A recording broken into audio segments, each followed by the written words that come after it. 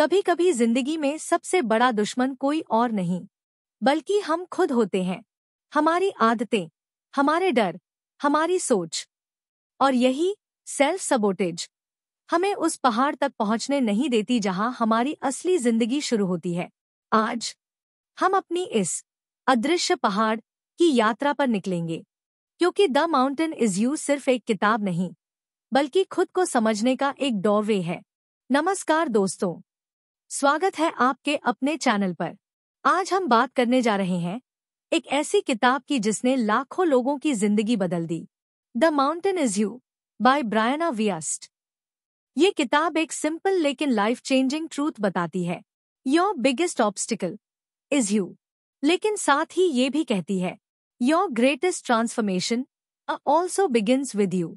इस समरी का पूरा मकसद है आपको समझाना कि आप खुद को क्यों रोकते हो, आप सेल्फ सबोटेज क्यों करते हो और कैसे इसी पहाड़ को तोड़कर आप एक नई पर्सनालिटी बना सकते हो।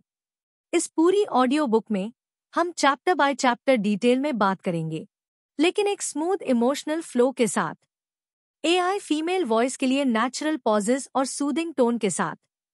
सेल्फ सबोटेज का मतलब है जब हम कॉन्शियसली नहीं बल्कि अनकॉन्शियसली खुद को नुकसान पहुंचाते हैं। मतलब हम अपने ही गोल्स के रास्ते में रुकावटें पैदा करते हैं। लेकिन ऐसा क्यों होता है? ब्रायना वियस्ट कहती है, सेल्फ सबोटेज हमेशा डिस्ट्रक्शन नहीं होता, ये एक गलत तरीके से किया गया सेल्फ प्रोटेक्शन होता है। मतलब हम खुद को रोकते हैं क्योंकि हम बदलाव से डरते हैं, हम सक्सेस को लेकर अनश्योर होते हैं, हमारा माइंड कंफर्ट जोन से बाहर नहीं जाना चाहता, पुरानी आदतें बहुत मजबूत होती हैं, इमोशंस दबे हुए होते हैं।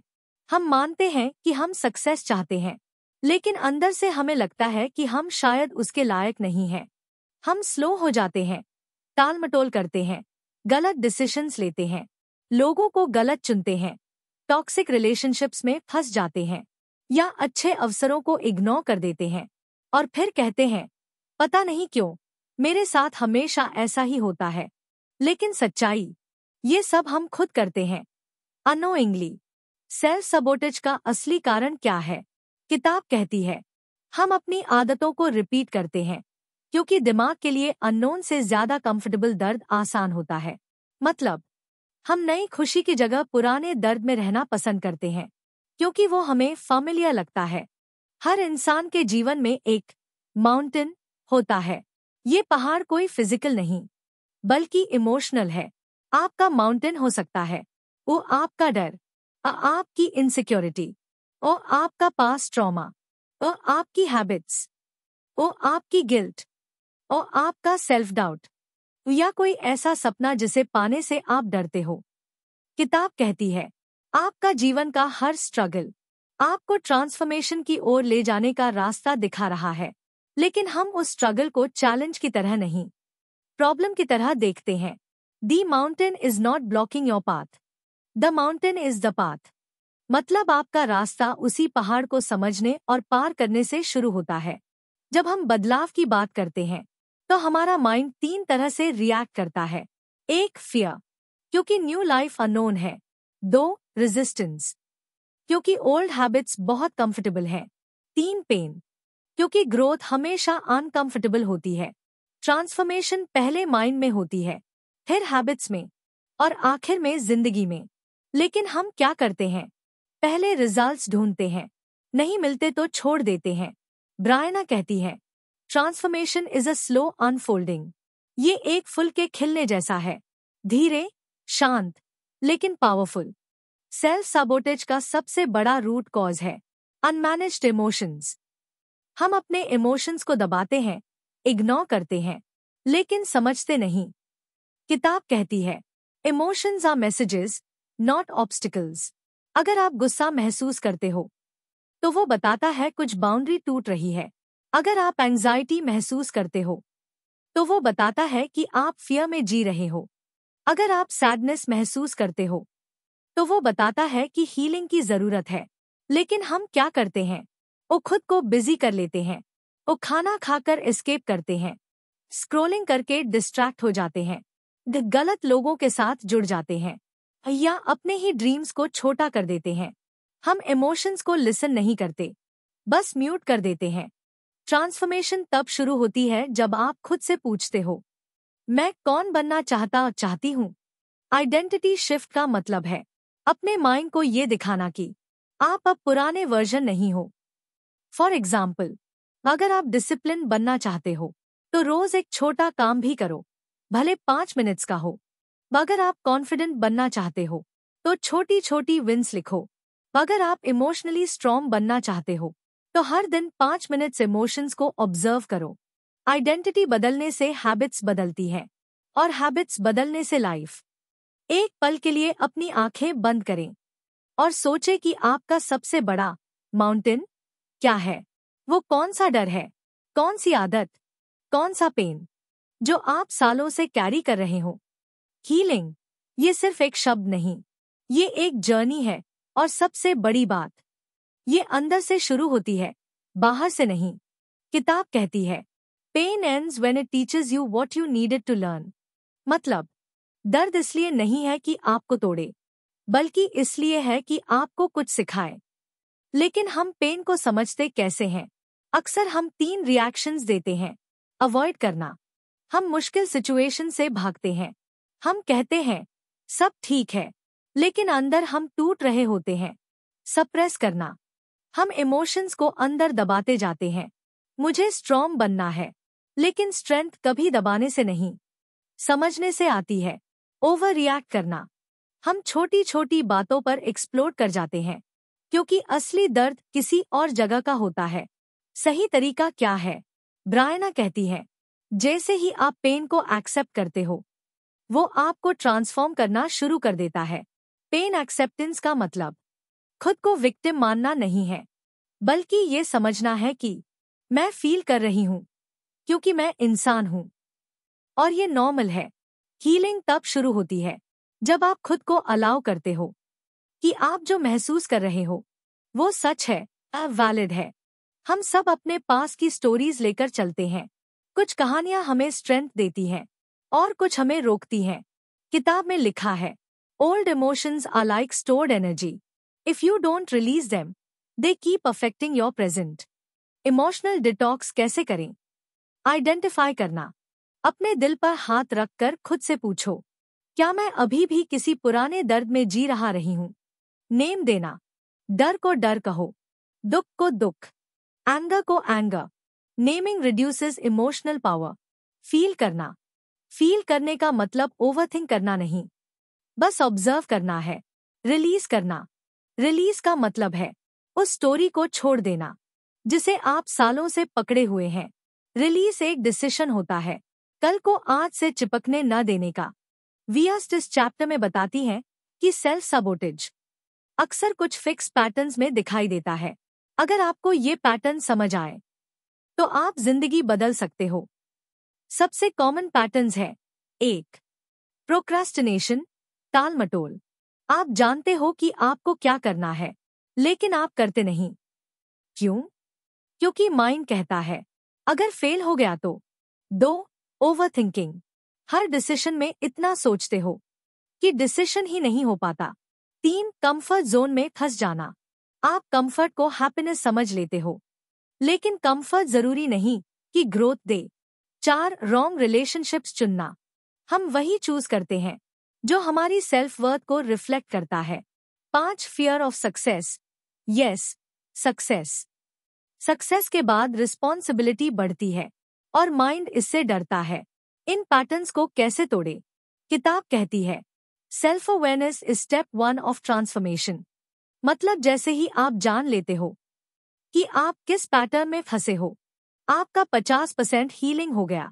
आप ब्रेन इज प्रोग्रामेबल, आप माइंड को नए बिलीफ्स दे सकते हो और माइंड उनका नया रियलिटी बना देता है। कैसे रिवायर करें? 1. अफर्मेटिव आइडेंटिटी स्टेटमेंट्स, आप वही बनते हो जो आप खुद से कहते रहते हो। इंस्टेड ऑफ सेइंग मैं कॉन्फिडेंट बनना चाहती हूँ, कहिए मैं कॉन्फिडेंट हूँ। 2. Small wins, mind big task से डरता है, लेकिन छोटे विन्स को एक्सेप्ट कर लेता है, जैसे 10 मिनट वॉक, 5 मिनट रीडिंग, एक नया पॉजिटिव थॉट। ये छोटे विन्स माइंड को प्रूफ देते हैं कि ट्रांसफॉर्मेशन पॉसिबल है। 3 विजुअलाइजेशन। इमेजिन करो वो वर्जन जो आप बनना चाहते हो। जब आप उसका पिक्चर दिमाग में बनाते हो, माइंड उसे ट्रूथ मानने लगता है। 4 ओल्ड बिलीफ्स को रिप्लेस करना। अगर आप सोचते हो मैं गुड इनफ नहीं हूं, तो उसका रिवर्स बिलीफ कॉन्शियसली रिपीट करो, मैं अपनी जगह पर परफेक्ट हूं और ग्रो कर रहा हूं। किताब का सबसे powerful concept, future self activation. मतलब आपका फ्यूचर सेल्फ क्या करता, कैसे बिहेव करता, कैसे डिसीजंस लेता, और आप आज से वही करना शुरू कर देते हो। For example, future self disciplined है, आज से स्मॉल डिसिप्लिन डेवलप करो। फ्यूचर सेल्फ कॉन्फिडेंट है, आज से खुद से रिस्पेक्ट में बात करो। फ्यूचर सेल्फ फाइनेंशियली स्ट्रांग है, आज से छोटे सेविंग्स स्टार्ट करो। ब्रायना कहती है, your future self is not a dream, it is a direction. मतलब आप रोज थोड़ा थोड़ा अपने उस वर्जन की तरफ बढ़ते हो जिसके साथ आप एक दिन जीना चाहते हो। एक बार अपने मन में अपने फ्यूचर सेल्फ की एक इमेज बनाइए। सोचिए वो कैसे चलते हैं, कैसे मुस्कुराते हैं, कैसे डिसीजंस लेते हैं, और आज इस पल अपने अंदर उसकी एक छोटी सी आदत उतार लीजिए। लाइफ में सबसे महत्वपूर्ण स्किल क्या है? Money, talent, luck? नहीं। किताब कहती है, life belongs to those who can rise again. मतलब इमोशनल रेजिलियंस, यानी वो शक्ति जिससे आप टूटते नहीं, बल्कि हर गिरावट के बाद और मजबूत हो जाते हैं। इमोशनल रेजिलियंस कैसे बनती है? 1. रियलिटी को एक्सेप्ट करना। एक्सेप्टेंस डिफीट नहीं है, ये क्लैरिटी है।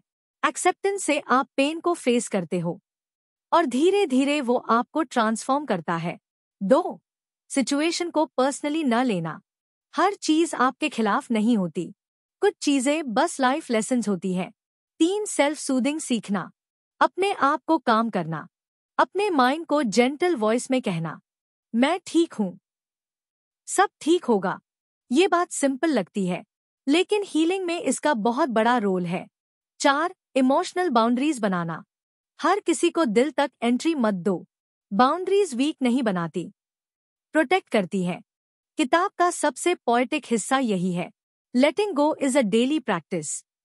It's not one moment, it's many moments. हम सब कुछ ना कुछ पकड़े हुए हैं, पुरानी बातें, पुराने रिश्ते, गिल्ट, ट्रॉमा, फियर या एक्सपेक्टेशंस। लेकिन ब्रायना कहती है, कुछ चीजें पकड़ कर रखना आपको बचाता नहीं, आपको रोकता है। लेकिन छोड़ना इतना मुश्किल क्यों होता है? क्योंकि लेटिंग गो का मतलब है आप एडमिट करते हैं कि ये स्टोरी खत्म हो चुकी है और माइंड क्लोजर से डरता है। लेकिन जब तक आप पुराना वर्जन नहीं छोड़ते, नया वर्जन पैदा नहीं होता। लेटिंग गो का एक ब्यूटीफुल लाइन किताब में है, letting go is not losing, it's freeing space for something better. हर इंसान को ये पता होना चाहिए, मैं ये पहाड़ क्यों चढ़ रही हूँ। पर्पस क्लैरिटी देता है, पर्पस स्ट्रेंथ देता है, पर्पस डिसिप्लिन बनाता है। किताब कहती है, purpose is not something you find, it is something you choose. मतलब आप डिसाइड करते हो कि आपकी लाइफ किस दिशा में जाएगी। पर्पस ढूंढने के 3 तरीके। 1. What hurts you the most. क्योंकि वही आपका डीपेस्ट कॉलिंग हो सकता है, जो आपको सबसे ज्यादा दर्द देता है। आप वहीं सबसे ज्यादा चेंज ला सकते हो। 2. What excites your soul. जहां एक्साइटमेंट है, वही एनर्जी फ्लो है। 3. What would you do even if you failed. वो काम जिसे आप बार बार कर सकते हो, चाहे कोई रिवॉर्ड मिले या ना मिले, वो आपका पर्पस है। किसी भी बड़े गोल तक पहुंचने के लिए हाई वैल्यू हैबिट्स जरूरी है। किताब में बताई गई सबसे powerful habits. 1. Consistency over intensity. लोग एक दिन में बहुत करना चाहते हैं, लेकिन एक हफ्ते बाद छोड़ देते हैं। कंसिस्टेंसी छोटी होती है, लेकिन वो बदलाव लाती है। 2. Emotional check in. हर सुबह खुद से पूछो, मैं आज कैसा महसूस कर रही हूँ। ये छोटा सा क्वेश्चन आपकी सेल्फ अवेयरनेस को बढ़ाता है। 3. हेल्दी डिस्कम्फर्ट चूज करो। ग्रोथ अनकंफर्टेबल होती है, लेकिन ये डिस्कम्फर्ट टेम्पररी है, रिग्रेट्स परमानेंट है। 4. Value based decisions. डिसीशन ये मत देख कर लो कि आसान क्या है, ये देख कर लो कि सही क्या है। 5. Daily small wins. Small wins के बिना माउंटेन क्लाइंब नहीं होता। ये विन्स आपके कॉन्फिडेंस की ईंटें हैं। किताब कहती है, your mountain is not outside, your mountain is the part of you that needs to grow. ये चैप्टर सबसे इमोशनल है क्योंकि इसमें बात है खुद से मिलने की, खुद का सामना करने की, उन ट्रूथ्स को स्वीकारने की जिन्हें हम सालों से अवॉइड करते आए हैं। खुद का सामना करना मुश्किल क्यों? क्योंकि हमें अपने फ्लॉज दिखते हैं, अपने एक्सक्यूजेस दिखते हैं, अपनी गलतियां याद आती है और हमें डर लगता है चेंज से। लेकिन जब आप खुद का सामना करते हो, पहाड़ टूटना शुरू होता है। खुद का सामना कैसे करें? 1. Radical honesty. अपने आप से सच बोलो, भले वह दर्द दे। 2. Radical responsibility. अपनी लाइफ की जिम्मेदारी लो, ब्लेम मत करो। 3. Radical self love. अपने आप को हक दो कि आप ग्रो कर सकते हो। हर ट्रांसफॉर्मेशन जर्नी के अंत में एक मोमेंट आता है जिसे ब्रायना कहती है दी फाइनल क्लाइंब। ये वो स्टेज है जहां आपने सेल्फ अवेयरनेस पाली है, हीलिंग शुरू हो चुकी है, हैबिट्स बदल रही हैं और आप ऑलमोस्ट उस वर्जन में पहुंचने वाले हैं जिसके लिए आपने ये पूरा सफर शुरू किया था। लेकिन हर फाइनल स्टेज एक आखिरी एग्जाम लेकर आता है। फाइनल क्लाइंब में सबसे बड़ा चैलेंज क्या होता है? फियर। लेकिन अब ये वही फियर नहीं रहता जो शुरुआत में आपको रोकता था। अब ये नया डर होता है जो विस्पर करता है, अगर मैं बदल गया तो क्या मैं वही रहूंगा जिसे लोग जानते हैं? किताब कहती है, your new life will cost your old one. मतलब आपको अपने पुराने वर्जन को पूरी तरह छोड़ना होगा।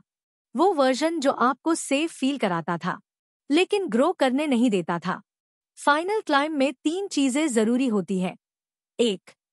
क्लैरिटी। आपको पूरी साफ पिक्चर चाहिए कि आप कौन बनना चाहते हैं। 2. करेज। डर लगेगा लेकिन क्लाइंब जारी रखनी है। 3. कमिटमेंट।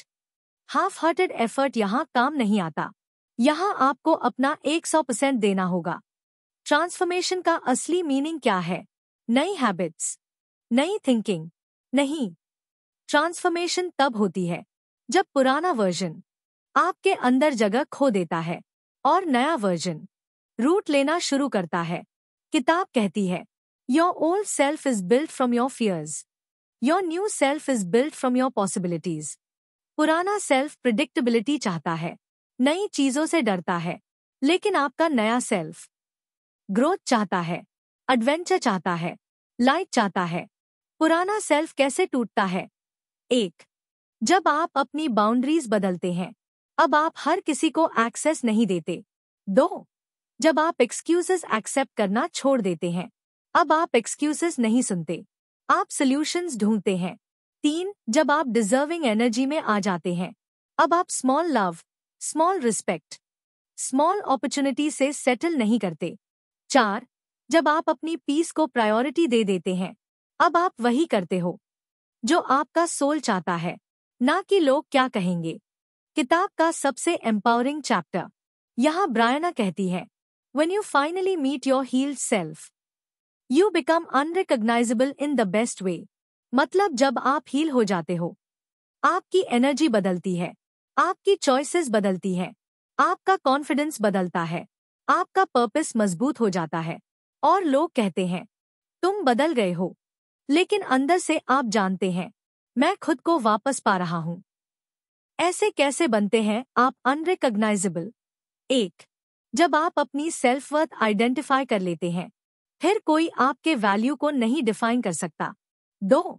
जब आप इमोशंस को कंट्रोल करना सीख लेते हैं, रिएक्ट कम, रिस्पॉन्ड ज्यादा। 3. जब आप पर्पस ड्रिवन लाइफ जीने लगते हैं, अब डिसीशंस हार्ट प्लस लॉजिक दोनों से होते हैं। 4. जब आप ऑथेंटिसिटी को शील्ड की तरह पहनते हैं, अब आप वही कहते हो जो सच्चा है, ना कि जो लोगों को अच्छा लगे। किताब कहती है, every person has 2 lives. The second one begins when they decide to climb their mountain. जब आप अपने पहाड़ के दूसरी तरफ पहुंचते हैं, आपको एक अलग दुनिया दिखती है। वो यहाँ क्लैरिटी है, वो यहाँ पीस है, वो यहाँ पर्पस है, वो यहाँ इनर कॉन्फिडेंस है, वो यहाँ इमोशनल फ्रीडम है। सबसे बड़ा रिवॉर्ड ये नहीं कि आप माउंटेन चढ़ गए, सबसे बड़ा रिवॉर्ड ये है कि आप उस सफर के दौरान कौन बन गए।